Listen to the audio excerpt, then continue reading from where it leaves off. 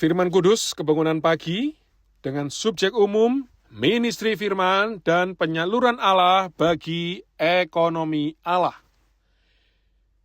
Di dalam berita pertama, kita memiliki judul Bertekun dalam Doa dan Pelayanan Firman.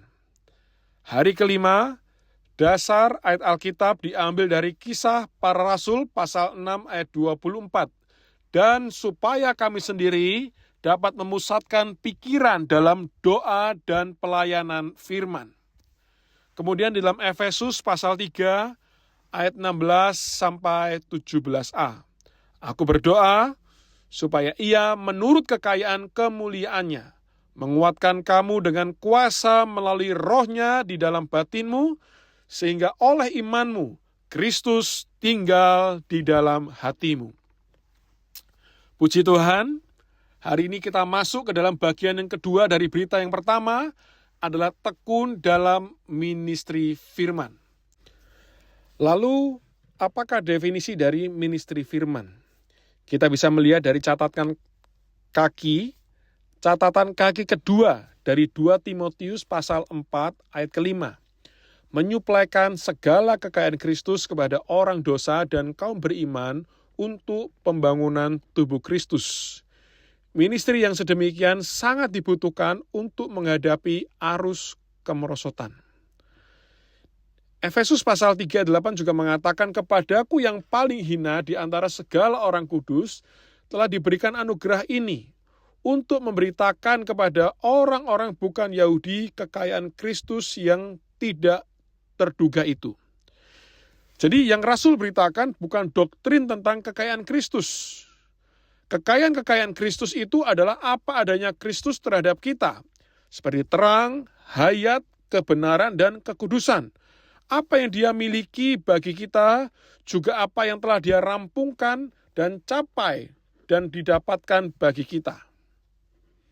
Kemudian, kata ministry dalam bahasa Yunani-nya adalah diakonia, yang disebut 34 kali di dalam Perjanjian Baru. Sebelum Kisah Para Rasul pasal 6 ayat 4 berbicara ministry atau diakonia, yang juga diambil dari Kisah Para Rasul pasal 1 ayat 17. Dahulu ia termasuk salah seorang dari kami dan mengambil bagian di dalam pelayanan ini. Frase pelayanan ini atau ministry juga disinggung di dalam ayat 25 yang mengacu kepada ministry yang memikul kesaksian Yesus. Walaupun Rasul berjumlah 12 orang, ministry mereka hanya satu. Ministry itu yaitu ministry korporat di dalam prinsip tubuh Kristus. Semua Rasul merampungkan ministry yang sama untuk memikul satu-satunya kesaksian dari Yesus yang berinkarnasi, bangkit, dan naik ke surga, yang adalah Tuhan atas segala. Mereka bukan memikul kesaksian untuk agama atau doktrin atau praktek agama pun. Lalu kita melihat Kisah Rasul pasal 6. Ini adalah diakonia pelayanan secara umum. Namun di dalam Kisah Rasul pasal 6 ayat 4, pelayanan firman inilah diakonia secara khusus, seperti yang dikatakan di dalam Kisah Para Rasul pasal 2. Bahwa mereka bertekun dalam pengajaran para rasul. Ini berasal dari ministry firman. Bagian pertama dari kitab Efesus pasal 3 ayat 17 dikatakan, sehingga oleh imanmu Kristus tinggal di dalam hatimu. Hati kita terdiri atas semua bagian jiwa, pikiran, emosi, dan tekad, ditambah dengan hati nurani, bagian utama dari roh kita. Bagian-bagian ini merupakan bagian-bagian dalam diri kita. Melalui kelahiran kembali, Kristus masuk ke dalam roh kita.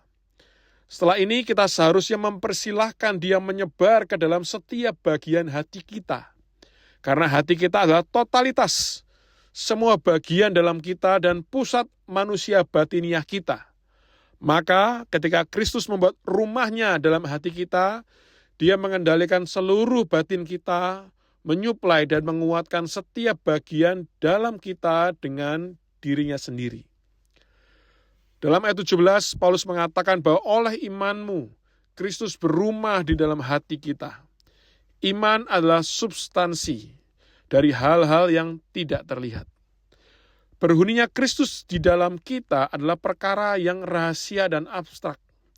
Kita memahaminya bukan dengan indera fisik kita, tetapi dengan indera iman. Ketika kita dikuatkan dalam manusia batiniah kita, dan Kristus berumah di dalam hati kita baru dapat melihat wahyu itu. Kita wajib menerima wahyu yang sama yang diberikan kepada para rasul dan nabi yang di depan. Paulus tidak dapat menerima wahyu ini bagi kita. Kita harus menerimanya sendiri secara pribadi dan secara subjektif melalui dikuatkan ke dalam manusia batiniah kita. Wahyu mengenai Kristus dan gereja ini adalah ekonomi Allah, rahasia yang tersembunyi. Entah kita adalah rasul-rasul atau nabi-nabi hari ini atau bukan, tergantung apakah kita nampak wahyu ini atau belum. Ketika kita beroleh selamat, Kristus masuk ke dalam roh kita. Sekarang kita wajib memberinya kesempatan untuk menyebarkan dirinya ke seluruh bagian manusia batiniah kita. Ketika kita diteguhkan ke dalam manusia batiniah kita, maka pintu akan terbuka bagi Kristus untuk berkembang di dalam kita, yakni berkembang dari roh kita, meluas ke setiap bagian pikiran, emosi, dan tekad kita. Semakin Kristus berkembang di dalam kita, Ia akan makin menetap dan berumah di dalam kita. Ini berarti Ia menduduki setiap bagian insan batiniah kita, menguasai dan meresapi semuanya itu dengan dirinya sendiri. Akibatnya, kita tidak saja menerima wahyu, bahkan kita dipenuhi Kristus. Lalu, kemana saja kita pergi, kita akan jadi rasul yang diutus dan nabi, juru bicara Kristus. Puji Tuhan, mari kita berdoa. Tuhan Yesus, pagi ini kami menyadari betapa kami masih sering membiarkan-Mu hanya singgah di dalam pinggiran hati kami. Kami mau membuka setiap sudut batin kami, pikiran kami, emosi kami, tekad kami, supaya Engkau benar-benar berumah, menetap di sana. Kuatkan kami melalui Roh-Mu Tuhan, ke dalam manusia batiniah kami hari ini. Bukan hanya kami lagi yang hidup, tetapi Kristus yang hidup, berkembang dan berbicara melalui kami. Sehingga kami semua bisa dilayakkan menjadi minister firman. Puji Tuhan, di dalam nama-Mu kami berdoa. Demikian saudara-saudari, firman kudus kebangunan pagi hari ini, Tuhan Yesus memberkati.